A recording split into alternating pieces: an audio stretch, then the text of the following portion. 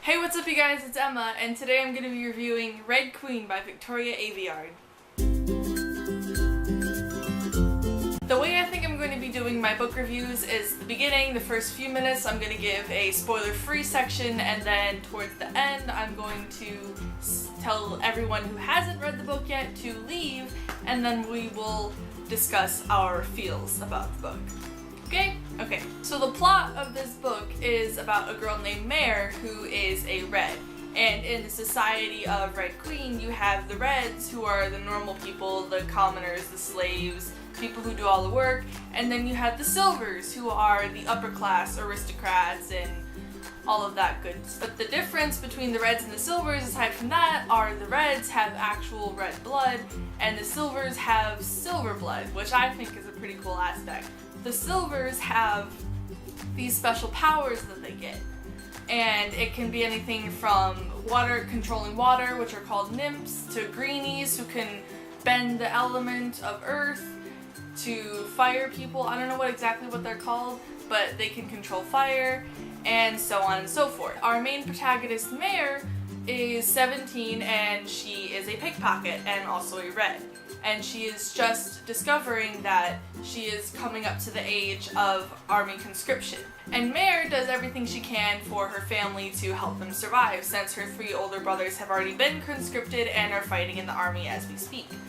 And she basically pickpockets people to get stuff to support her family with. Her best friend Kalorn, up until this point, had a job that if you have a job in the society, you don't have to go off to war and you don't have to be conscripted. You get basically a waiver. Kalorn is an apprentice to someone, and when his master dies, he realizes that he's going to be conscripted.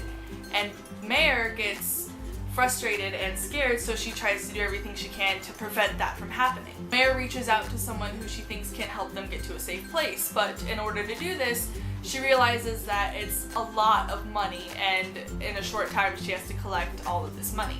So she tries to go to a bar on the outskirts of town to pickpocket enough people to earn some money, and where she meets a boy named Cal, who later on in the book you find out is the crown prince of Norda, which is the country they live in. Cal gets her a job at the palace after talking to her, and she becomes one of the Red servants that work at the palace. And after a few things go down, she realizes that she has these powers of her own.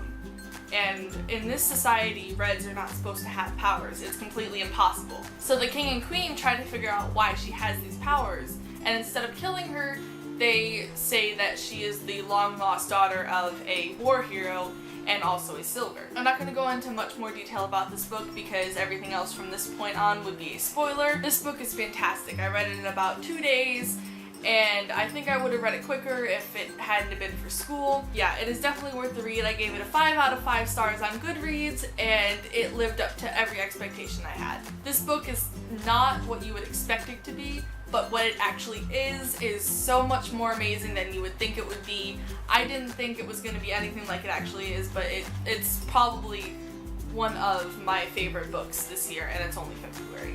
And just the plot twists in this book, holy crap! I never saw any of them coming, and it just blew me away. I almost threw this book against the wall. I was just so frustrated and surprised, and I had to close the book for a few minutes and gather myself because it was so good. So at this point, I'm gonna ask all of the non-spoilerly people to leave and go read the book if you already haven't. I would definitely recommend it, so please go do that now. And spoilerly people who have already read the book, stay, and we will discuss the book further. And if you haven't read the book and you're staying, you're going to get spoiled. And don't blame me for getting spoiled, but you should read this book because it is absolutely fantastic. Okay, bye non-spoilerly people! Did anyone else see the ending coming? Did anyone else? Because I didn't. I'm gonna start off with, how much Mare isn't like normal female protagonists you would see in the fantasy or dystopian worlds. She has her shit together. Let me tell you. She's not one of those love-stricken females who are all about the 2 main boys and the love triangle. She actually has her shit together, and she's focusing on other things besides the 2 or 3 guys that she's like infatuated with, which are Maven, Cal, and Kaloran. And a lot of people, I think of Kaloran as a love interest, and I don't consider him that. I've seen a lot of reviews and a lot of people are talking about how there's a love triangle between Cal and Kaloran, which I really didn't see that. I just saw it between Maven and Cal. And did anyone else want Evangeline to get like offed at the end of the book? Because that bitch, she can go die for all I care. Like, I just want her gone. I just seriously do not like her. Like, oh my god, I wanted to reach into the book and strangle her at a few points. It was just, and the queen, the queen was such a bitch the entire time. Like, holy crap. It didn't help that the queen's power is like the whispers where she can get into people's heads. And Maven and Mare decided to join the guard. I was like, that's it. What are they doing? The queen's gonna find out. They're gonna get ruined. Mare's gonna die. I expected the queen to go into their heads more like closer to the middle of the book after they decided to join the guard. I didn't think it was going to be towards the end where she saw everything. And I actually did not see Shade coming back at the end of the book. I thought he was just gone for good and that was just another thing to keep her going towards the guard and to like fuel her hatred for Silvers. But I didn't see him coming back at the end. Like, that was a huge shocker for me. And then when they killed Lucas, oh my god, I started crying. I can't deal with that. I loved Lucas. Like, what even? And Julian just, it hurts so bad. I don't think he's dead.